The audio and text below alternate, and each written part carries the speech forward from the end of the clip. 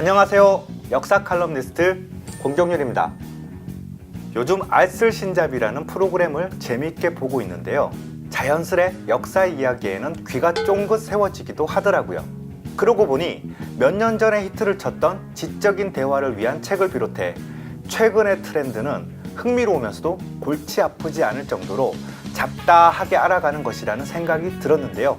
우리 시시콜콜 한국사 어워즈도 거기에 딱 맞는다는 생각에 혼자 또 뿌듯했습니다. 그럼 오늘도 시작해 볼까요? 오늘은 알아두면 쓸데없는 잡기의 달인 베스트 3입니다.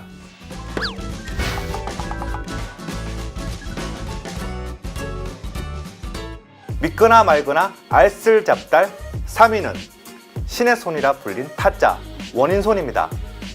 손이 눈보다 빠르다는 타짜.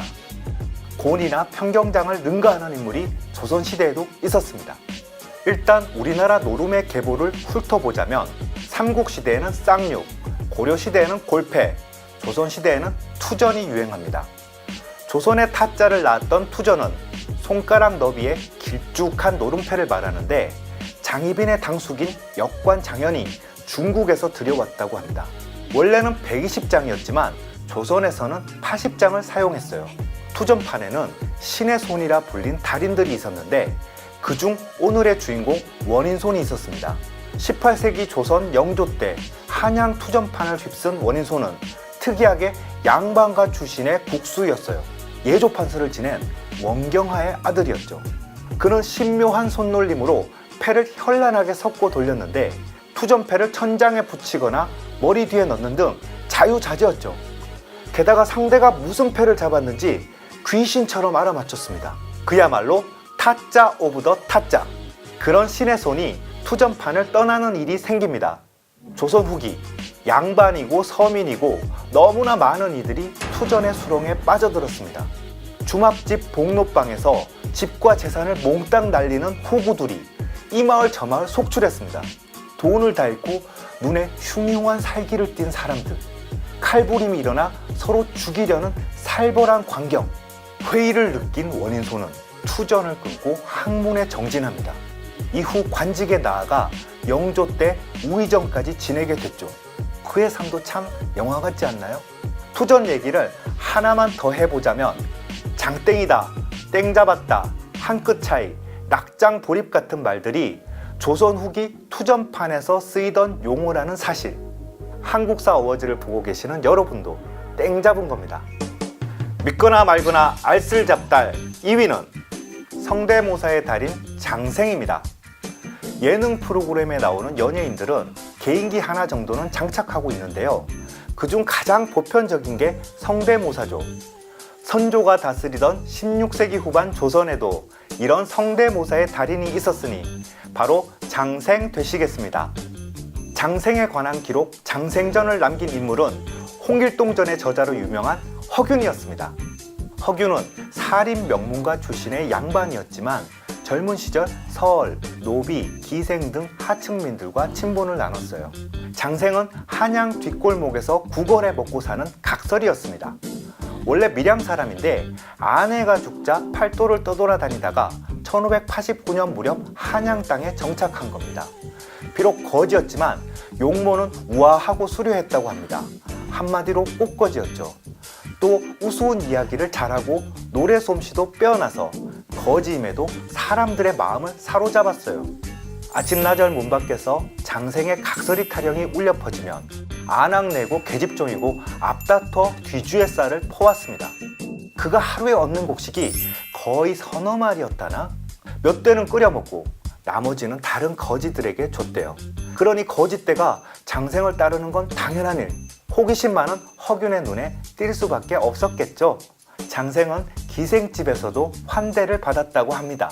술만 주면 노래를 불러 여인들을 즐겁게 해줬거든요. 한 번은 허균이 장생과 함께 기방에 들어갔습니다. 취기가 오르자 장생이 사람 흉내를 내 흥을 돋았습니다.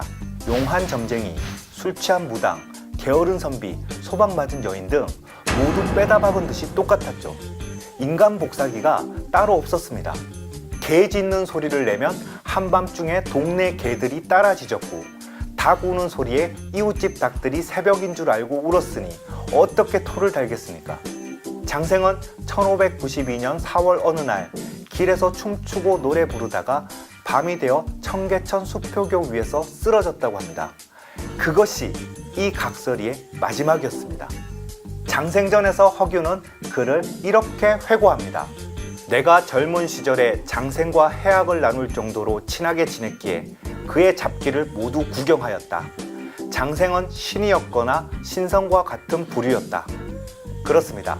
16세기를 살다간 각설이 장생은 조선판 예능의 신이었습니다. 믿거나 말거나 알쓸잡달 1위는 극강 동안의 책 능력자 조신선입니다. 책회 조신선이라는 자는 붉은 수염에 우스갯소리를 잘하였는데 눈에는 번쩍번쩍 신광이 있었다.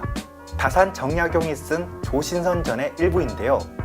책회, 즉 책을 파는 중간 상인을 그는 어째서 신선이라고 일컬었을까요? 조신선은 당시 서울에서 꽤 유명 인사였습니다. 해 뜨면 나타나 바람처럼 다니며 책을 팔았다고 하는데요. 관공서나 대갓집을 제 집 드나들듯이 했고 과부의 집도 거리낌 없이 출입했습니다.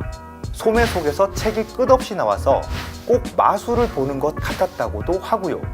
책을 거래할 때 대화를 나누면 그 박식함에 혀를 내두르며 감탄했다고 합니다.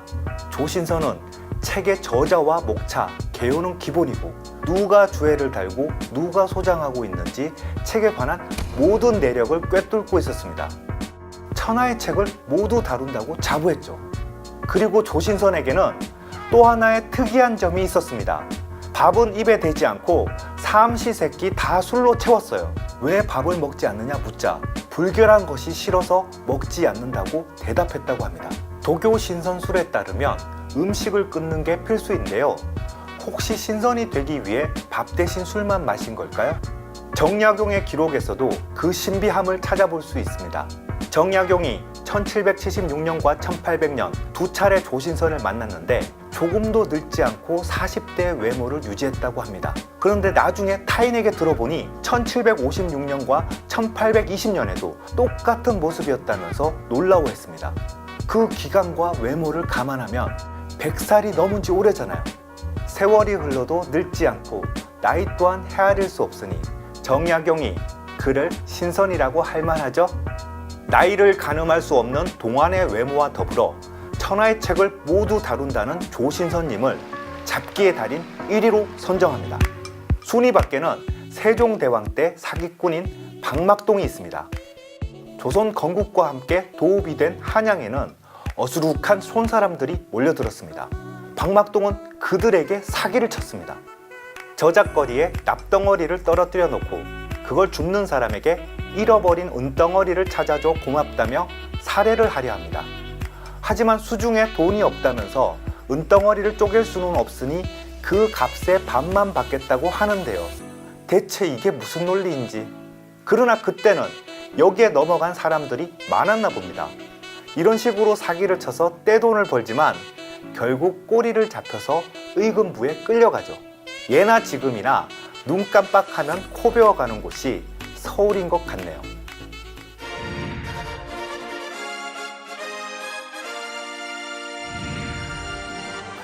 지식콜콜 한국사 어워즈 믿거나 말거나 알쓸잡달 신선이 되었상 조신선.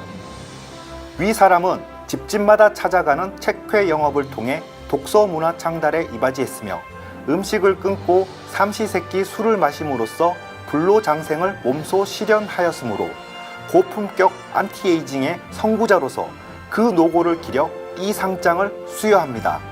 공경률의 시시콜콜 한국사 어워즈 제작진 일동 축하합니다. 축하합니다. 지금까지 알아두면 쓸데없는 잡기의 달인들을 만나봤는데요. 비록 잡기라고는 하지만 그 분야의 달인이 되기 위해서는 피땀 흘려 노력하고 자기 관리에 최선을 다했을 겁니다. 잡기에 불과한데 왜 그랬을까요? 저는 알 것 같습니다. 자신이 좋아하는 일, 잘할 수 있는 일이라고 스스로 확신했기 때문이죠. 그런 의미에서 세상에 알아두면 쓸데없는 일이 있을까요? 공경률의 시시콜콜 한국사 어워즈 여기서 마칩니다. 우리 함께 역사해요. 역사해요.